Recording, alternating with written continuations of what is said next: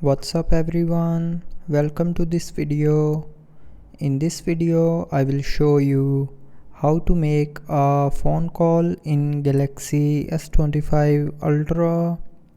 So first of all, to make a phone call, insert a SIM card in your mobile, and after inserting the SIM card, if you see signals here, it means your SIM card is activated and you can make phone calls.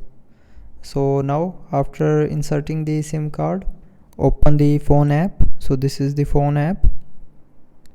Now after opening the phone app, if you are on the keypad tab, you can enter the number by yourself, and after entering the number, tap on this green phone icon to make the phone call. Now if you are not in the keypad tab, you are on the recents tab, then it will show you the call history of your contacts. So from here, just simply tap on a contact to make a call.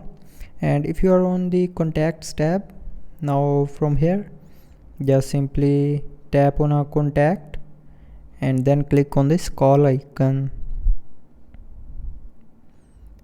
So that's how you can make a phone call in Galaxy S25 Ultra. So I hope you liked the video. Thanks for watching.